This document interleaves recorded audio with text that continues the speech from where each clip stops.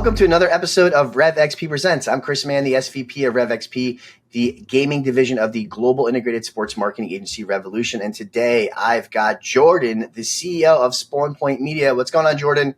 Hey, what's up? Not much. Just really glad to be here. Thanks for having me on. So just so you guys know, Jordan is in Australia, and it is Thursday morning there, and I am here in New Jersey, and it is Wednesday night. So this was a very fun one to get scheduled, and I really appreciate you joining us. I know your schedule is challenging given all that you do as CEO over at Spawn Point and, of course, the country. So you've got a lot going on, which let me introduce you real quick. For those that don't know, Spawn Point Media is a gaming media network that builds content for children online. Jordan started the company when he was 9 years old. So in 2012. So it's been 11 years for him. Now we all can do math. We know how old you are. And then, of course, the goal of Spawn Point is to ensure family-friendly, brand-safe content. As a dad of a 4-year-old who watches a lot of YouTube, I can really appreciate this. So, Jordan, thank you very much. Did we miss anything? Because that's incredible. Kudos to you. You've been in the game a while and been very successful. Yeah, I mean, that's pretty much our mission and our summary. And I think we've had a lot of success, and a lot of families appreciate what we're doing to try and ensure children are safe because, our content is the most watched gaming content out of Australia internationally. And I really think that attests to the fact that people are out there who want their kids to be safe on the internet, and it's important to us. That's amazing. Well, again, appreciate it. I know there's a lot of parents and brand marketers out there of children watching a lot of YouTube content. So I'm sure they're all going to thank you as well. So as we jump in, of course, we start this conversation always the same way. But I want to start outside of Minecraft. Jordan, what are you playing? Oh, man, between making sure that I've got time for my partner, running the business, I spend a lot of time. Honestly, I used to really enjoy playing Overwatch when I was in high school.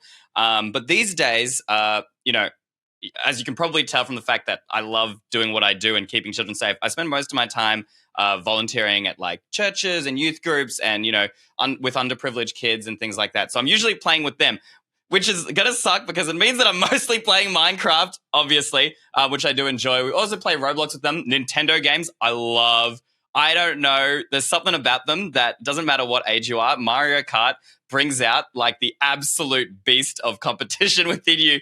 Even if you're playing against a 6-year-old and they destroy you, something awakens, right? Do you let them win though? Do you let them win or not? It depends. If they gloat after they win, it's all over. We got to make sure that we're still staying humble, which means that after that, That's when it comes out, except it's really embarrassing when I still lose, even when I'm trying really hard not to. That's funny, man. Well, we're playing a lot of Mario's games in our house. Mario Party is a big one. We have a 4-year-old. We play a lot of Super Mario Wonder right now. And it's funny, our son's watching a lot of Super Mario Wonder content on YouTube. And then I'll be playing with him. And he'll be like, okay, Dad, we have to do this. And I'm like, wait, what? He's got the tips and tricks down, which is amazing. And so he knows all the hidden rooms and secrets, and that's been great. But I do not let him win in Mario Kart because you got to teach him early. And I definitely don't let him win. Dad should let their kid win in Mario Kart. That's just how it is. And Mario Party, I definitely dominate with Monty Mole. I think I'm the only person that uses Monty Mole. So yeah, I think you might be. I got a soft spot in my heart for the little guy. So let's jump into the questions everybody wants to know about, right? So you guys make some incredible family-friendly content, youth audience-focused content. Can you tell us a little bit about that type of content and what makes it unique to what Spawn Point Media is creating? So, I would say that most creators out there are running their channel. It's centered around them, them as a person, right? Which has its limitations for a couple of things. First off, there's the content limitation. They might not be able to pump out production level, TV quality level stuff, right? They might not be able to, try new types of content, go into different spaces. And then also, the fact that when the kids grow up or, they're younger and they don't quite meet that target audience, they're outside of that, space for the brand. With us, what we started as is I did start like that, right? Running my own channel, which is EY Stream, which is a small part of what I do these days, but I still make videos for it. And it's one of our biggest brands. And so with us, we're not trying to be ourselves online. We're trying to build characters for kids the same way, we grew up with television and watching our favorite characters. These days in Australia, it's very popular. Bluey is completely viral. We're building these characters that are like the characters you see on TV, which means that we can ensure that they're brand safe. We can ensure that they're family friendly, that we can build stories, right? The content is about the stories and it's not just about the person. And it also means that, we can take these characters, we can use them a variety of different ways, which is what we're doing. We're building out a network of lots of other characters, right? And so, in the traditional sense, we call them creators. And yes, they are creators. They are on YouTube. But they're acting like characters as part of a TV show, as a network, right? And so these characters can appear in each other's videos. We have characters that are, targeting younger audiences, older audiences, in between audiences, all across kind of that childhood spectrum. And they're playing different games. Our main focus is on Minecraft, Roblox, and we're also foraying a lot more into IRL and real life content at the moment. And so these characters can appear across all of these different channels. They can cross-pollinate views and brand partnerships. And so you're not just capturing one kid in maybe 4 to 6 years old, right? Instead, we're capturing, multiple children. These are siblings. And what we find is our biggest viewership comes from actually the kids are watching with their parents on the couch. And they're enjoying content, and you can watch content, and they're like, the younger kid is like, that's my favorite character from this show, and this is my favorite character from this show. It's basically like kids television, but with like ultimate crossover. And I think that's what makes it so unique. But because we are using characters, it allows for a lot more planning and forethought, which means we are running at production, TV level quality, TV level standards, and at a crazy speed. We bring in an idea, in 3 weeks, it's turned over and it's out and posted, right? All of the writing, all of the acting, marketing material, post-production, editing, and it's straight out. So I think that's what separates us from a lot of the pack that you see on YouTube as creators. That's amazing. Yeah. So it's much more scripted versus like the unscripted kind of stuff that you see. And I love how you were like, you run a YouTube channel. Yeah. You have I checked this morning, you had over 7 million followers on your small YouTube channel. So kudos to you, man.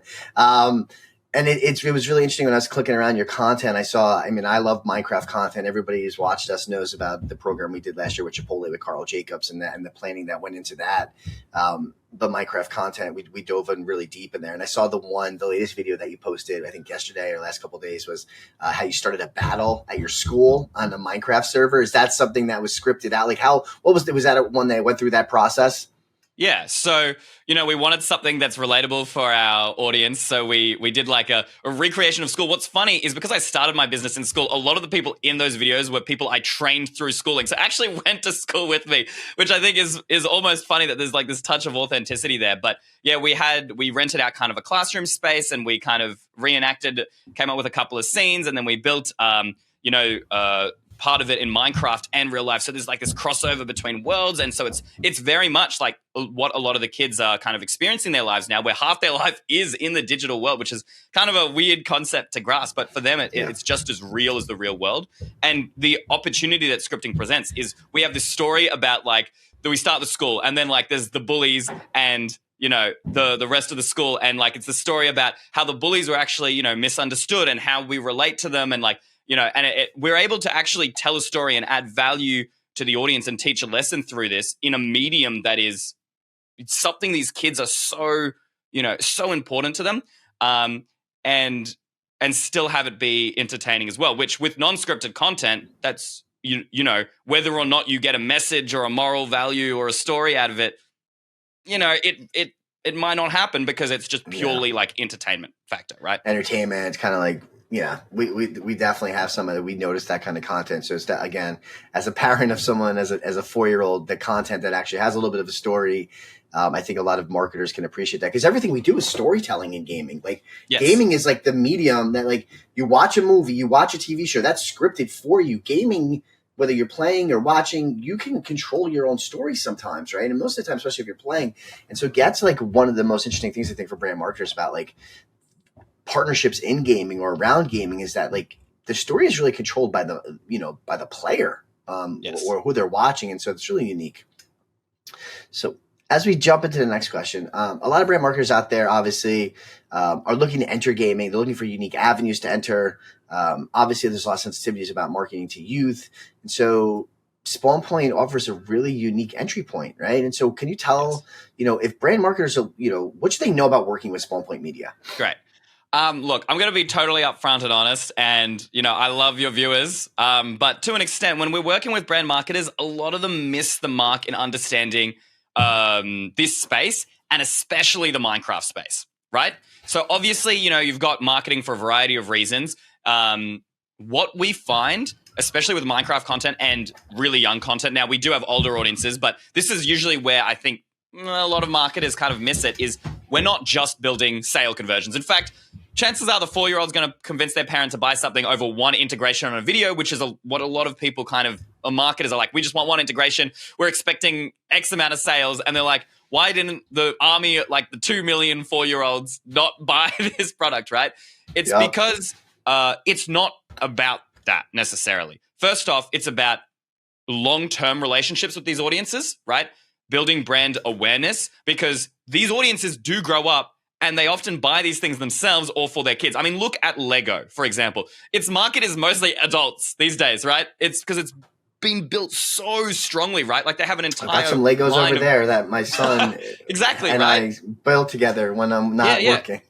And it's a good memory for you. You're buying that for your kid because of these memories, positive memories that you've built up. That's one of the biggest reasons that this is such an important space. And the other reason that this is an important space is loyalty, right?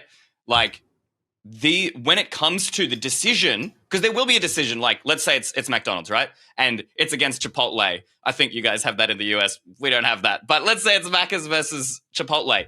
The kid who's their favorite creator did an ad for Macca's. When they drive past and mum goes, oh, which one do you want to go? It's obviously going to be Macca's. Like it's an instant answer, right? Now, you might not see that in a one video integration, right? In an immediate return. It's across building a longer term relationship. It's the brand recognition and nostalgia and the loyalty that needs to be developed over time. So that's one of the ways we recommend that brands work with us. Often they want to slam an integration in, but our goal is to tell stories, right? And so they look at other creators, and other creators might not tell these scripted stories. So they're like, okay, just say the brand, just put it in, right? And with us, the opportunity that, when brands do take it, it's phenomenal, but it's very difficult because they don't always understand it. Because we're telling a story, and if we can integrate your brand in the story, like, for example, that school video you brought up, if we had them, like, go to McDonald's and it's part of the story, that is, like, phenomenal, like, recognition. And we build that across multiple videos and then take that a step further, build that across our network, right? Which is not something that a lot of creators can offer. We can go, all right, we're going to have, like, these stories with these favorite characters across entire spectrum, and they can work together and cross over, right? And you could have you could have someone show up at the McDonald's inside of the world of Minecraft, for example. And then like there's a character from another one of our networks in that store who's like the cashier or whatever, right? And so we have an ability to not just go, okay, this is someone you like, say our name, equal sales, right? Yeah. Instead, what we're building is positive experiences. Like, Coca-Cola is such a simple example, but their marketing strategy is building these positive experiences. And so you associate the brand with positivity, right? Like the positive experience. That's what we do with content. That's what we do with the network, because as they grow up and they go through our different creators in our network, they see the same brands because we're building these long-term partnerships. Yeah. And their childhood is now associated with that brand. And that is just unbelievably powerful. And, to an extent, what we have is, gaming is relatively new. So this long-term perspective is not taken by a lot of creators and not taken by a lot of brands just yet. But that's where we offer such a unique take on this space. And we see that that's going to be why, we're going to have such a loyal market in the future. Yeah, you hit on some points that anyone who's watched us in the past is going to be consistent, right? Like gaming is about engaging your current and future consumer, right? Creating brand affinity, brand awareness, brand love is really important. If you're looking for conversion, and especially if you're a new brand that hasn't been in the space, you can't just come in and expect that brand love, that brand affinity. You can't expect to have conversion in the space. And to be honest with you, I've worked in traditional sports here in the States for a very long time. You don't do it immediately for conversion. There are recipes to get conversion, but that's not partnering with the content creator or partnering to be engaged in it, like just slapping an integration into one of your videos. That's not how conversion happens. That's things like buy, get. That's so those are conversion driven like vehicles and tactics. And that's the same in traditional sports entertainment. So that doesn't change just because you're in gaming. And I think to the point is, hopefully what we've been trying to do with our clients here in the States that we've had is really focus on creating that connection through gaming to grow that brand love, to get that choice, right? The consideration, to show that the brand is a cool brand, because 70% of the parents here in the States are playing games with their kids. And so fandom of gaming, whether it's a creator, content, teams, leagues, games, is going to continue to get passed down, for the next infinite, until the world doesn't exist, because gaming's not going anywhere, right? So I think that's really important, right? To don't just come in it with try to get a quick hit. Don't just think about conversion, but think about the long-term opportunity to really grow that brand affinity, brand love, brand awareness, because that's what you're doing, right? You're integrating them. Our brands bring families together, right? Our creators, our videos bring families together. And if your brand's a part of that, then your brands are also bringing families together. And that's really important to us. But also, obviously, there's the really significant long-term benefit of that. This is great. So last question before we close out here is best practices for brands when thinking about engaging youth and family audiences from your perspective, things that you've done, brands that have done it right in working with Spawn Point. Can you share a little bit about that? Obviously, there's a little bit of overlap there with the last answer. With us, the one thing that is, I would say, is every time we tell brands this isn't going to work, this isn't going to work, this isn't going to work, they don't listen to us. Is when they're like, hey, we want it's often like a pre-roll. These are the exact things you have to say. This is how you have to present it. It has to go at the start of the video. Now, if you just want as many eyeballs on your brand, great strategy. Fantastic. Yeah. On paper, looks really good. And that's why we see a lot of brands do this. But as working in this industry and knowing what works, we sell our own products, right? And we never would do that, right? We often put integrations in the middle or near the end or near a hook, or we work really carefully to integrate them. But what you actually do is suddenly you just have a sour taste in everyone's mouth. They're like, oh, this brand is stopping me from enjoying what I came to watch, right? They often go, oh, this feels so fake. People watch creators because they have trust and genuineness to them. The minute you break that down, they actually just disassociate the brand with the creator often. They don't even what you paid for suddenly just goes out the window. It's useless, right? And so you actually end up, I would say sometimes you even have a negative effect from doing that. So on the flip side of that, brands who work with us listen to our strategies. Now, Spawn Point's really great because unlike a creator who, might be able to make, good videos for themselves, we can actually make really high quality brand promotions because we run in a production studio. We have a professional team, right, who have worked in the professional space as well as this space, right? So we can bring brand quality to life with really high quality stuff while still making sure it fits the bill with the genuineness of whatever the content is. So we can then use our analytics tools, our data teams to go, okay, these are the right spots to put the video. And so, my suggestion is if you're trying to engage and you want really easy entry, first off, stop trying to put stuff at the start of videos. Put them in the middle. Put them after a hook on the video, right? Put them near the end of the video. Because if a viewer is satisfied with the video, then they see the ad. They're like, we enjoyed the video. We want to support our creator. Great. Yeah. And they're going to watch through the whole ad if it's in the middle, right? And they're not going, they're going to be on a high because you've come off after a hook, stuff like that. So that kind of thing is really important. More in-depth stuff. Obviously, the buzzword is metaverse, right? But really, metaverse has been around for forever. It's just Grand Theft Auto is a metaverse. Exactly. World of Warcraft's a metaverse. Yeah, everything. It was exactly. It's not as big a buzzword here in the States right now as it was a year and a half ago.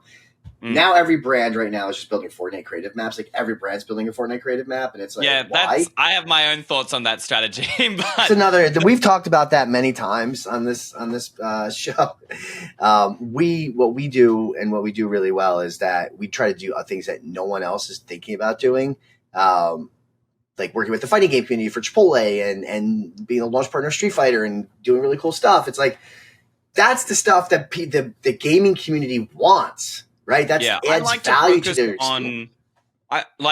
I always tell people when you're working in social media for marketing, stop thinking about marketing. Start thinking about making really good content. If people would watch that content without the marketing, then you're golden, right? That's our aim. So like we can, for example, what's great is we could have a Minecraft map, which has sponsored elements into it. And we use those sponsored elements as props for the video, but they're not the focus of the story. And that might sound counterintuitive, but it's way more effective. And then we have our whole cast of different channels play on this map. Yeah. And then we could even offer that map up for download, right? For free, right? And you might think, why would you offer it for free? Well, because then kids, they're going to recreate the scenarios that our characters did in those settings. Now, they're not actively being told, oh, McDonald's, right? But, to continue on that point, but they've been immersed in that world. And so it's a really strong, again, affinity to that brand. And they enjoyed watching the content because they were there for the content. The brand was non-invasive. And then they even participated in downloading something that has branding in it, and they willingly chose to do that. Whenever a consumer willingly chooses to invest into a brand, I mean, that's immediately like 10, 100 times better than it being shoved down their throats, right? And so, I mean, that's I always tell it to brands, like, we know how to connect with our audiences. And it looks very counterintuitive, but it's so much more effective. You won't see it on paper because you won't see the immediate conversions or whatever, but you will see, long term that you are building, great brands. And what's great is then we find kids will download that map or they'll watch that video. Then they'll tell their friends, and their friends will be like, "Oh, let's go hang out at Macca's," right, or whatever. Sorry, I don't think you guys say Macca's in the US. No, but you can keep saying it because I love it. You do it, man. Do your thing. So we'll head down to Macca's, right? And the kids will be like, "Yo, this is where X creator was," right? And so suddenly you have this, fantastic bridge of like real life and the virtual world, and it almost feels like there isn't a difference. And at the same time, the kids don't even realize, or like even like parents aren't even realizing that like there's obviously marketing there. In fact, they're just like, wow, we want to do this because whoever did it, right? Yeah. We just say that all the time to brands, but I mean, it's still very difficult because obviously it's a different way of thinking, because a lot of people just approach social media with the idea that, oh, views will equal sales. If you just tell them the product, they will buy it. It just doesn't work like that. Maybe it did when it first started, but certainly not anymore. Yeah, exactly. And I think a big thing is, right, it's like adding value to their experience. If you're going to be a brand that's in gaming, that's partnering around the content that Spawn Point's creating, that you're creating. I think another thing is like, while we have a job at REVXP, is like, our clients that hire us, like, trust us to translate like their messaging to the creator, to the team, to our partner, to our properties, to our partners, to say, okay, we get it. This is how you do it. This is what's important in a brand. Let's find that medium where it's going to resonate. It's going to feel organic still. It's still going to work, but it's not such a forced messaging, which is probably what, especially when it comes to like media buying within gaming, it's just like spot, dot, buy, impression, done. It's not necessarily how it's going to work. You need to find like something integrated, value adding, something that's going to feel real and resonate with the community. And you as the one who's creating that content, and your partners at Spawn Point creating content, know what that best content is. Now it's on the brand or the brand's agency to figure out the balance of brand marketing with what you guys are doing to help make sure that message is being received in a positive light. So yes, same challenge. I often see brands will pitch them and they'll be like, why is this so high? All you're doing is this. And we're pitching it high because we have years of experience and we have tons of data, and we can assist you to show you what is the right way to execute the campaign that you're trying to do.